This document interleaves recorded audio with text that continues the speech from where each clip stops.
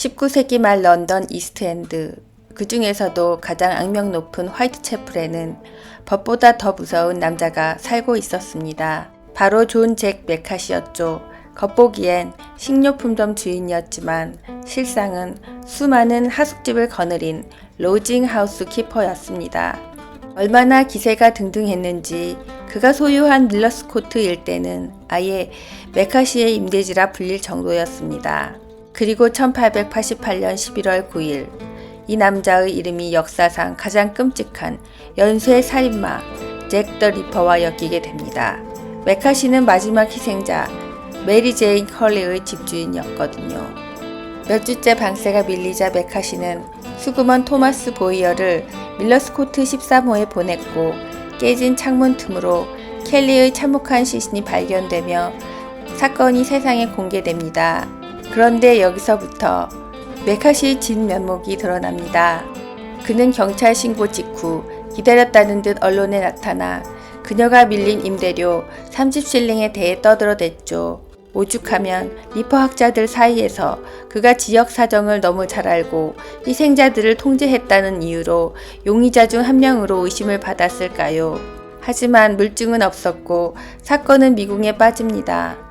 더 소름 돋는 건 사건 이후의 행보입니다. 슬퍼하기는커녕 메카시는 켈리가 살해된 13호실을 구경꾼들에게 돈을 받고 보여주기 시작했다는 소문이 파다했습니다. 비극적인 죽음마저 사업적 이득으로 바꾸는데 주저함이 없었던 냉혹한 비즈니스맨, 그게 바로 잭 메카시였습니다. 주먹으로 세운 제국, 불법 권투와 그림자 군대. 메카시는 단순히 방세나 뜯는 집주인이 아니었습니다. 그는 화이트채플의 어두운 이면을 장악한 진짜 거물이었죠. 그 힘의 원천은 바로 프라이즈 파이팅, 즉 법으로 엄격히 금지된 불법 도박 권투였습니다. 당시 권투는 지금처럼 신사적인 스포츠가 아니었습니다. 장갑도 끼지 않은 채 피 튀기게 싸우는 맨손 경기가 판을 쳤고 메카시는 자기 소유의 창고와 홀을 빌려 이 비밀 도박판을 벌였습니다. 그는 경기 주체는 물론 배당률을 주무르는 북메이커 역할까지 하며 돈을 쓸어 담았죠. 그의 대범함을 보여주는 결정적인 사건이 바로 1882년 세인트 앤드류 홀 급습 사건입니다. 수백 명의 관객들이 판돈을 걸고 광분하던 중 경찰이 들이닥쳤고 메카시는 현장에서 체포됩니다. 하지만 이 영악한 남자는 법정에서 폭력이 아니라 단순한 스포츠 시연이었다며 뻔뻔하게 발을 뺐고 평소 관리해둔 부패한 경찰들의 증언 덕분에 가벼운 벌금형으로 풀려납니다. 사실 메카시에게 이 맨손 선수들은 단순한 선수가 아니었습니다. 그들은 메카시의 사설 경호원이자 무자비한 집행인이었죠. 방세를 안 내는 세입자를 겁박하거나 경쟁 조직을 손봐주는 근육 노릇을 했습니다. 역설적이게도 경찰은 이들이 유지하는 공포의 질서를 묵인했고 심지어 메카시 도박판에 판돈을 걸기도 했습니다. 결국 권투는 메카시에게 폭력을 비즈니스로 위장하는 완벽한 수단이었고 이 주먹들이 물어다주는 정보 덕분에 그는 잭 더 리퍼라는 거대한 폭풍 속에서도 건재할 수 있었던 겁니다. 런던의 무법지대, 도시 스트리트의 군주와 갱 전쟁. 당시 런던 이스트엔드는 단순한 빈민가가 아니었습니다. 각 구역을 차지하려는 조직들이 피 튀기는 구역 전쟁을 벌이던 전장이었죠. 그리고 그 지옥 같은 동네의 정점에는 도시 스트리트의 왕, 잭 메카시가 군림하고 있었습니다. 메카시는 자신의 제국을 지키기 위해 외부 세력과 끊임없이 충돌했습니다. 가장 먼저 그의 목을 노린 건 퍼스널 그린 갱의 빌리 에반스였습니다. 아일랜드계였던 메카시는 세력을 키우던 유태인 조직과도 날을 세웠습니다. 재미있는 사실은 메카시가 잭 더 리퍼의 범인을 유대인으로 몰아가려 했던 정황이 있다는 겁니다. 경찰의 손을 빌려 경쟁 조직을 한 번에 쓸어버리려 했던 소름 돋는 전략이었죠. 여기에 올드 니콜의 뜨내기 강도대까지 설쳐대자 메카시는 아주 영악한 수를 둡니다. 바로 경찰 정보원을 자처한 겁니다. 내 구역의 질서를 어지럽히는 놈들의 정보를 경찰에 넘겨버리는 방식으로 공권력을 자기 집 마당 쓸어버리는 빗자루처럼 사용한 거죠. 그는 단순히 주먹만 휘두르는 깡패가 아니었습니다. 시스템을 이용해 적을 괴멸시키는 도시 스트리트의 교활한 군주였습니다. 안개보다 짙은 침묵, 러피니즘의 공포. 당시 신문사들은 이 거친 거리의 폭력을 러피니즘이라 부르며 생생하게 기록했습니다. 특히 악명 높았던 건 벨트갱이었죠. 이들은 무거운 철제 버클이 달린 가죽띠를 손에 감고 무기로 썼는데 1887년에는 면도날과 남몽둥이까지 동원된 살인미수 사건이 터지며 스피탈필즈의 샤룩이라는 헤드라인이 장식되기도 했습니다. 하지만 수십 명이 피를 흘려도 경찰만 뜨면 모두가 증발했고 주민들은 보복이 두려워 입을 닫는 침묵의 규율이 지배했습니다. 이런 막장 치안은 잭 더 리포스터의 치명적인 독이 됐습니다. 도시 스트리트에서는 비명소리가 일상이었거든요. 잭 더 리퍼의 희생자가 비명을 질렀어도 사람들은 그저 또 조직끼리 싸우나 보네 라며 창문을 닫아버렸습니다. 게다가 주민들은 경찰보다 메카시를 더 무서워했습니다. 설령 결정적인 장면을 목격했더라도 그 증언이 메카시의 이익에 반하거나 그의 구역에 해가 된다면 입을 굳게 다물었습니다. 결국 잭 메카시는 주먹과 법을 동시에 쥐고 흔든 화이트채플의 법 위에 군림하는 왕이었습니다.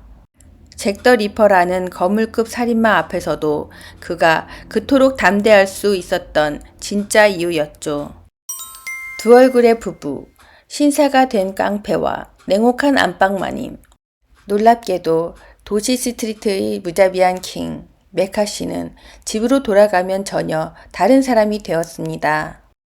1851년 프랑스 디에프에서 태어난 아일랜드계 이주민이었던 그는 밑바닥에서 자수성가한 가장으로서의 면모를 철저히 관리했죠. 하지만 이 제국을 유지한 건 메카시 혼자가 아니었습니다. 그의 아내 엘리자베스는 이 잔인한 숙박업의 실질적인 회계 책임자였습니다.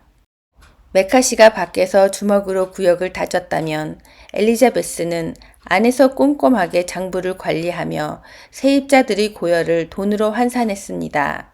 부부는 자식들에게만큼은 헌신적이었습니다.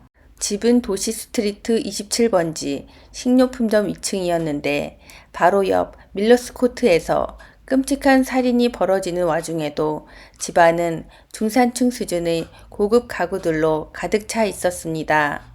엘리자베스가 관리한 돈으로 아이들에게 최고 수준의 교육을 시켰고 훗날 아들들을 번듯한 신사로 키워내는 데 성공하죠.